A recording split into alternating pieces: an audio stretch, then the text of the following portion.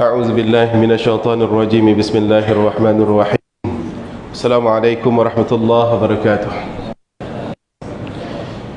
Ila hadratin nabiyil mustafa sallallahu alaihi wasallam wa azwajihi wa dzurriyyatihi wa ashabihi wa tabi'ina din thumma al-qubur minal mu'minina wal mu'minat wal muslimina wal muslimat min masyariqil wa magharibiha khassan ila arwahi abaina wa ummahatina masyayikhina وجميع حقوق علينا وخصوصا إلى هذا الفاتحة.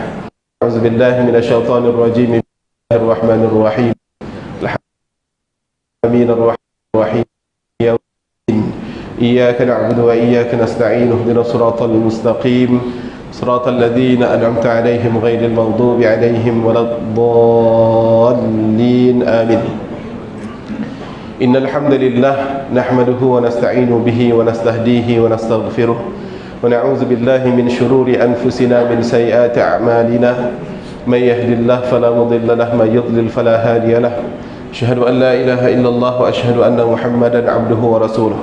بسم الله الرحمن الرحيم. اللهم ربنا اشرح لنا صدورنا ويسر لنا أمورنا واحلل عقدة من ألسنتنا وهو أقوالنا. رضينا ربا بالإسلام دينا وبمحمد صلى الله عليه وسلم نبيا رسولا. اللهم أكرمنا منك من الفهم واخرجنا من ظلمات الوهم وارزقنا فهم النبيين وحفظ المرسلين من هم الملائكة المقربين. اللهم انفعنا بما علمتنا وعلمنا ما ينفعنا وارزقنا علوما تنفعنا في الدين والدنيا والآخرة. سبحانك لا علم لنا إنك أنت الحكيم. تب علينا يا مولانا إنك أنت التواب. ربنا علما نافعا وعملا صالحا مقبولا ورزقا حسنا واسعا طيبا مباركا خير الرازقين. صلى الله على سيدنا محمد والحمد لله رب العالمين. الحمد لله والشكر لله والصلاة والسلام على رسول الله وعلى آله وصحبه من والاه ولا حول ولا قوة إلا بالله. أما بعد. Al-Mukarramun, tuan-tuan guru, para alim ulama, tuan-tuan imam, tuan-tuan bilal, muslimin, jamaah Jumaat surau kita yang insya-Allah dirahmati Allah sekalian. Syukur alhamdulillah pada siang hari ini Allah memberikan keizinan pada kita untuk dapat kita sama-sama bersua, berkumpul, bertatap muka, bersatu hati, bersilaturahim, duduk beramai-ramai kita untuk kita zahirkan rasa syukur pada Allah Subhanahu wa taala di atas sehari lagi kesempatan bagi kita mengumpulkan bekalan-bekalan yang baik, amalan-amalan yang saleh sebelum kita tinggalkan dunia ini untuk selama-lamanya. Jadi amalan saleh ini dalam istilah lain dalam Al-Quran dipanggil zadut taqwa. Ayat ini berbunyi wa tazawwadu fa inna khaira zadut taqwa. Jadi tuan-tuan sekalian, dalam 20 minit ke depan insya-Allah tazkirah Jumaat kita akan ambil satu kisah yang saya dapatkan dari kitab Siyatul Qulub untuk kita jadikan pedoman dan iktibar agar kita ini tidak boring, tidak lalai dalam kehidupan kita untuk mengumpulkan bekalan-bekalan yang baik ataupun amalan-amalan yang saleh yang kita panggil zadut taqwa ini tadi. Jadi tuan-tuan yang dirahmati Allah, kisah ini masyhur ya. Saya sendiri sudah share pada tuan berkali-kali. Cuma kita ambil ini sebagai iktibar sekali lagi. Suatu waktu Sayyidina Ali karramallahu wajhah dia itu berjalan, kemudian dia sampai di kawasan perkuburan. Di tanah perkuburan ini tuan-tuan, kita sebagai orang Islam diminta untuk beradab. Salah satu adabnya apa? Kita menyampaikan salam pada mereka. Tak kisah versinya macam mana. Assalamualaikum ya ahli kubur boleh. Itu ala Melayu kita. Tapi kalau pakai kaedah Arabnya itu sedikit panjang. Assalamualaikum ya ahlal kubur ataupun ya ahlal diyar minal mu'minin wal muslimin fa inna insyaallah bikum lahiqun. Ya, apa kabar orang kubur, apa kabar orang perkampungan ini dari kalangan mukminin muslimin, insyaallah sekejap lagi kita akan bertemu, sekejap lagi kita akan berjiran. Ini luar biasa. Jadi ini tazkirah untuk kita menyampaikan salam pada mereka sekaligus mengingatkan sekejap lagi pun kita akan jadi ahli kubur seperti mereka. Dalam kisah ini, siapa yang menyampaikan salam itu yang kita kena perhatikan. yakni Sayyidina Ali karramallahu wajhah. Siapa Sayyidina Ali? Kau tak kenal, pelik sangatlah tuan-tuan ya. Ya, Sayyidina Ali karramallahu wajhah, menantu Rasulullah sallallahu alaihi wasallam, pemuda yang gagah berani, berstatus sebagai salah seorang pemuda yang peluk agama Islam pertama kali, berani menggantikan posisi Rasulullah sallallahu alaihi wasallam di mana Rasulullah dikepung oleh kaum kufar di waktu itu. Kemudian menjadi khalifah yang keempat. Antara yang power dia ini digelarkan sebagai babul ilm, orang yang memiliki banyak sekali khazanah-khazanah ilmu yang diwariskan oleh Rasulullah sallallahu alaihi wasallam pada dirinya. Dan termasuk di antara sahabat Rasulullah yang 10 orang itu yang disampaikan kabar gembira kepadanya bahawasanya tempatnya itu adalah syurga. Sayyidina Ali, itu begitu statusnya. Tapi tuan-tuan, perhatikanlah dirinya, bila lalu kawasan perkuburan tetap beradab, dan dia itu tetap memberikan rasa kepada diri dengan memberikan salam tersebut. Kita ini harus latihan tuan-tuan. Tengok kerasnya hati kita ni, kadang-kadang lalu kubur kita tak rasa apa. Tengok berita orang meninggal hari-hari tak rasa apa. Dalam 2 hari ni cerita aksiden gila-gila kan, 4 sekeluarga meninggal dunia.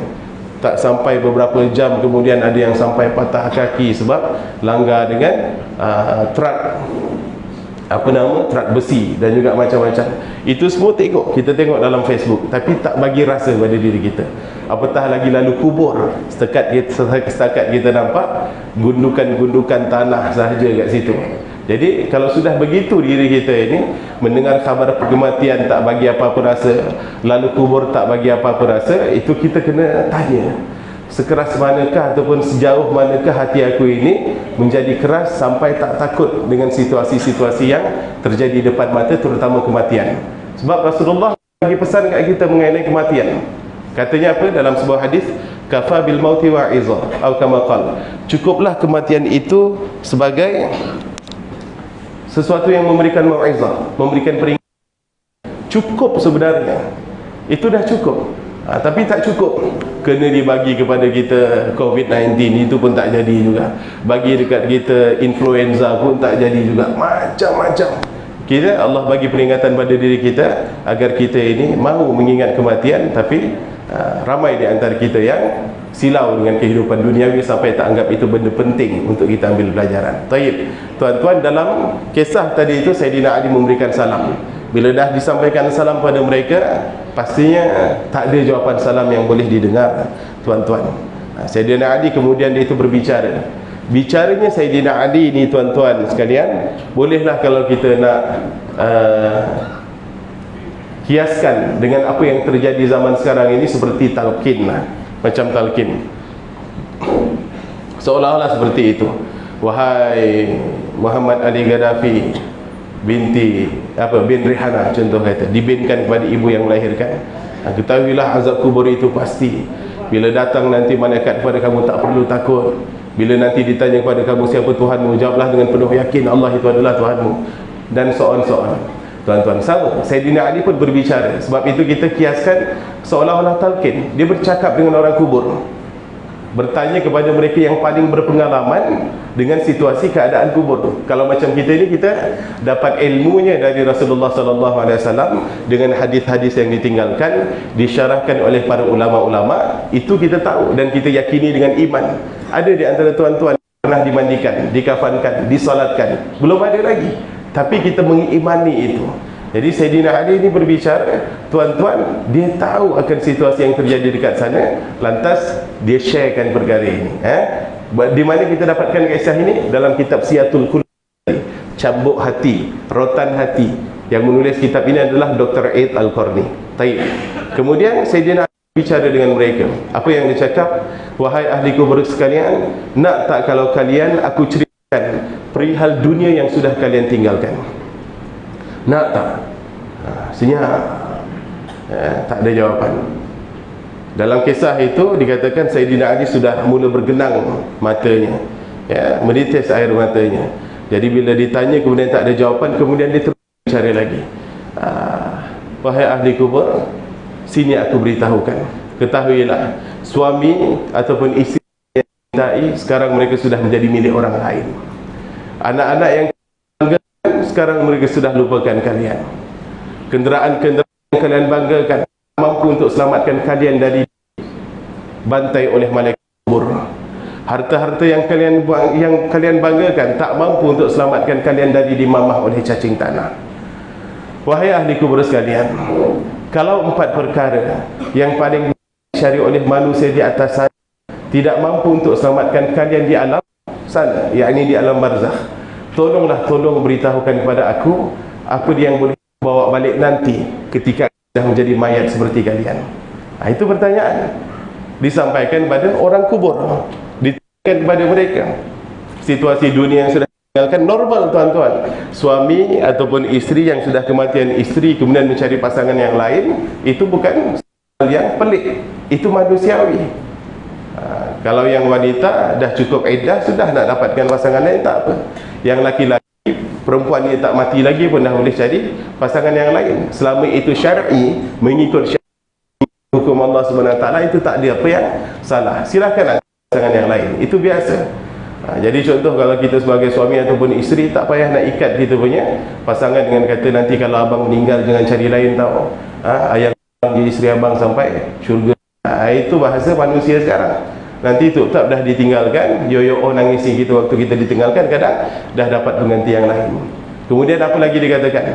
Anak-anak yang kalian banggakan sekarang sudah melupakan kalian. Benda ni tuan, saya baca tahun 2008. Artinya berbelas tahun yang dulu, musim panas dekat Kairo, saya dapat hadiah dari kawan saya namanya Mahir Muhammad Saleh, kitab Siatul Qulub ni. Jadi saya baca, saya jumpa satu bab ini lah tuan-tuan ya. Waktu itu saya bermonolog, saya berborak sendiri dengan kepala saya ni. Saya cakap anak yang lupakan anak. So saya bayangkan anak yang lupakan orang tua ni, tuan, yang lupakan orang tua, itu macam mana? Oh, ditinggalkan orang tua tepi jalan, dia tak hantar duit bulan-bulan, dia letak mak bapak dia dekat rumah pengasih, dia tak nak jaga, tak sanggup nak jaga. Otak saya waktu itu masih berhenti kat situ, tak jumpa lagi cerita ni. Tahun 2011 saya ada satu, bersama sahabat saya, kita kendalikan program kemah ibadah intensif 25 hari di Mekah. Pesertanya ada dari anak-anak universiti, budak yang sudah habis PMR, itu kebanyakannya. Lagi 10% budak-budak sekolah darjah 6 dan juga ke bawah tuan-tuan. Jadi tahun 2011 itu ada satu masa kita tanya kepada mereka peserta ini akan doa untuk orang tua. Ya, singkat cerita tuan-tuan, boleh dikatakan 80% peserta yang hadir waktu itu, bahkan termasuk budak yang belajar di universiti waktu itu, tak hafal doa Rabbighfirli wa liwalidayya warhamhuma kama rabbayani saghira. Benda tu saya pelik. Bukan sebab kita poyo tuan-tuan, tak ada. Ya, kita ni mungkin dari sekolah, dari kecil belajar sekolah agama, kemudian pergi sekolah pondok, kemudian pergi Arab. Saya tak jumpa situasi ni, belum jumpa, dan tak perasan pun benda tu kod-kod ada dekat negara Arab ke ataupun kat pondok ke. Tapi balik dari waktu kita ada dalam program ni, kita terkejut. Loh, anak-anak dah sekolah tinggi pun Rabbighfirli wa liwalidayya warhamhuma kama rabbayani saghira tak hafal. Jadi, dan itu jumlahnya 80%. Kod ada yang hafal, alhamdulillah, tapi mereka itu tak setiap kali lepas sembahyang hafalkan ataupun itu. Bila situasi jadi tuan-tuan, saya langsung teringat balik kisah Siatul Qulub ni. Jadi apa yang Saidina Ali kata, benda tu super relevan, sangat-sangat boleh dipakai. Anak-anak yang kalian banggakan sekarang sudah melupakan kalian. Boleh pakai kan? Cara melupakan orang tua macam mana? Salah satunya, benda yang simple, modalnya hendak air liur, beberapa patah perkataan saja anak kita malas untuk doakan mak bapaknya. Mak bapak pun rasa doa untuk anak dari anak tak penting. Wah, itu sekarang kita rasa kuat tuan. Tak apa anak aku tak doakan aku yang bagi makan dia, rumah dia pun aku tolong sewakan, aku belikan, motor kereta dia pun aku tolong bayarkan bulan-bulan. Itu sekarang. Once kalau kita dah pindah alam tuan-tuan, nak jerit macam mana? Boleh ke masuk mimpi anak-anak kita, tolonglah doakan mak bapak? Kan begitu tuan-tuan ya. Jadi hal tersebut terjadi, dan itu tuan-tuan, bolehlah kalau kita nak relatekan. Saya pernah dengar satu waktu ceramah dari Dr. Fazilah Kamsah. Mana ada orang tak pernah dengar nama Dr. Fazilah Kamsah ini? Pakar motivasi terkenal dalam negara kita. Dan insya-Allah kajian-kajian yang dibuat itu bukan setakat omong kosong. Tuan-tuan sendiri boleh Google. Dia kata apa? dalam negara kita di Malaysia kita ini, yang mana kalau sembahyang pun tak dihalang, tak sembahyang pun ramai anggap benda tu normal. Apa yang dikatakan kat sini? 80% orang dalam negara kita ini sembahyangnya culas, main-main, dan ramai yang tinggalkan sembahyang. Dan itu jumlahnya 80%. Kalau yang wajib tu pun jumlah 80%, tuan-tuan, apatah lagi sebatas doa lah. Firli wali walidayya warahmu warbaina saghira. So logik tak benda itu? Logik, tuan. Dan ini bukan omong kosong, bukan setakat cerita, buat-buat. Walaupun sekarang kita tahu sekolah tadika ni pun dah ajar, ada jenis aulad, ada itu, ada ini, macam-macam lah, ada pastinya dan juga macam-macam. Ajarkan itu, tapi pengamalannya itu mungkin mereka merasakan itu tak penting. Jadi tuan-tuan, anak-anak melupakan orang tuanya itu sangat relevan.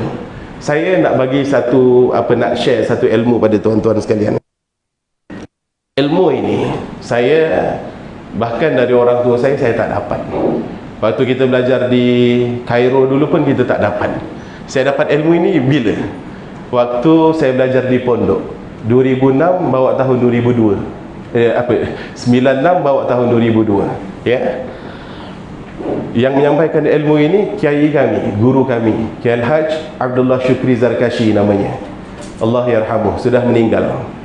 Jadi itu setiap tahun dalam program kenal ataupun program kalau bahasa pondoknya akan di hadapan santri-santri ataupun anak-anak muridnya.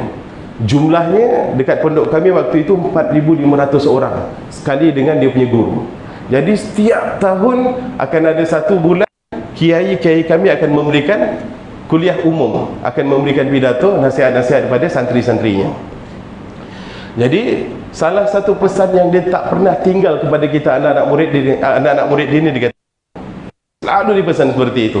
Dan pesan kali kita share pada tuan-tuan sekalian. Dia kata apa? Anak-anakku sekalian, jangan lupakan orang tua kalian di sujud-sujud kalian. Jangan pernah lupakan orang tuamu di sujud-sujudmu. Jangan lupakan orang tuamu. Itu pesan dia. Jadi macam mana caranya agar tak melupakan orang di dalam sujud? Ya, mendoakan orang tua di dalam sujud. Sebab Rasulullah sallallahu alaihi wasallam bersabda, memberitahu dekat kita apa? Aqrabu ma yakunul 'abdu min rabbih wa huwa sajid fa aktsirud du'a. Situasi kondisi terdekat seorang hamba abdi dengan Tuhannya, yakni waktu dia itu bersujud. Dah korang tu dekat dengan Allah Subhanahu Wa Taala macam ni, dekat. Bahasanya pun akrab, paling dekat dengan Allah. Macam kita bahasa Melayu, rakan karib, rakan akrab gitu. Itu kan dah jadi bahasa Melayu. Korang paling dekat dengan Tuhan seperti ini. Fa'akthiru ad-du'a. Maka perbanyaklah minta kepada Allah Subhanahu Wa Taala. Dan salah satu permintaan simple tapi menyeluruh apa? Minta ampunan dari Allah Subhanahu Wa Taala untuk diri kita dan juga mak bapak kita. Saya pribadi perut dah besar macam ni, tuan-tuan, tapi tak dapat nak belikan rumah, tak dapat nak belikan kereta buat mak bapak, tak dapat nak belanja sedap-sedap kat dia. Belum dapat lagi. Ada duk fikir anak-anak, komitmen yang lain, nak sedangkan mak bapak belum dapat lagi. Tak dapat lagi, tuan. Tapi yang tuan, setiap kali waktu saya dekat dengan mak bapak saya dapat mintakan pada Allah agar terampuni dosa mak bapak saya. Tuan-tuan bayangkan, kita ada 5 orang anak, 5 orang anak ini kita latih seperti itu. Siapalah di antara kita berani angkat tangan, Ali, aku tak ada dosa. Dosa aku sikit je, Li. So aku tak perlu doa. Mana ada, tuan. Tak confident kita nak angkat, kita kata dosa kita tu sikit. Tak confident. Tapi alangkah seronoknya seandainya kita didoakan. Bayangkan, waktu kita sudah pindah ke alam yang lain, anak-anak kita waktu paling dekat dengan Allah, doa pada Allah, Rabbighfirli wali walidayya. Jadi caranya macam mana? Tak kisah solat fardu. Kalau solat fardu tak dan nak doa, tak apa. Kita memang diminta untuk ikut imam. Dah nama pun niatnya makmuman, kita ikut imam. Tapi kita ada qabliyah ba'diyah, salat sunat rawatib. Kita ada salat sunat mutlak. Kita ada salat sunat tahajud duha dan juga yang lain-lain. Kenapa tak pakai kesempatan itu untuk minta pada Allah Subhanahu Wa Taala? Jadi ini diajarkan. Tak kisah anak kita pilot ke, engineer ke, orang bank ke, orang filem ke, itu nombor 10, tak penting. Yang penting diajarkan pada mereka ilmu untuk mendoakan orang tuanya, tuan-tuan. Kenapa perlu ampunan dari Allah Subhanahu Wa Taala? Ampunan itu salah satu perkara yang penting untuk salah satu perkara yang penting sebagai pembuktian sayangnya Allah pada kita. Cuba tengok satu ayat, tuan, ya. Dalam Al-Quran Allah apa kat kita? Qul in kuntum tuhibbunallah fattabi'uni yuhibbukumullah. Tengok lepas tu ayat ni apa? Wa yaghfir lakum dzunubakum. Kalau muslimat dia kata ayat ni ayat pengasih. Apa maksud ayat tu? Katakanlah kalau kalian itu cinta kepada Allah. Syarat untuk cinta pada Allah apa? Fattabi'uni. Maka jangan berlengahlah untuk kalian itu ikut aku. Yakni sunnah Rasulullah sallallahu alaihi wasallam. Yuhibbukumullah. Nanti Allah akan cinta pada kalian. Dan bukti cinta Allah pada kita bukan diberikan dunia. Dunia ni kecil tuan, kecil, tak ada apa-apa. So apa bukti kecintaan Allah? Wa yaghfir lakum dzunubakum, itu tadi. Dan Allah akan ampunkan dosa-dosa kalian. So kita perlu tuan, ya, perlu backup selain diri kita yang minta ampun kepada Allah, backup dari anak-anak kita. Sebab ini masuk dalam kategori waladun salihun yad'ulah, anak soleh yang mahu mendoakan orang tuanya. Dan benda ni simple sangat-sangat. So kita boleh pakai dalam kita punya sujud. Tayyib, ya. Dalam kisah tadi tak habis lagi. So kita tutup macam mana kisahnya. Bila dah dikatakan anak-anak kalian melupakan kalian, harta benda kalian tak boleh nak selamatkan kalian dari dimakan oleh cacing tanah, rumah pun tak boleh selamatkan kalian dari dipukul oleh malaikat kubur, lantas apa yang boleh selamatkan kita? Dia tanya, tolonglah bagi tahu dekat aku apa dia yang boleh aku bawa balik nanti sebagai modal selepas aku menjadi mayat seperti kalian. Sayyidina Ali tanya tau dekat orang kubur. Lepas tu senyap kubur, senyap, tak ada jawapan. Dalam kitab Siyatul Qulub tadi kata dah menangis sampai balat lihyatah, sampai dia punya lihyah, dia punya janggut tu basah tuan-tuan.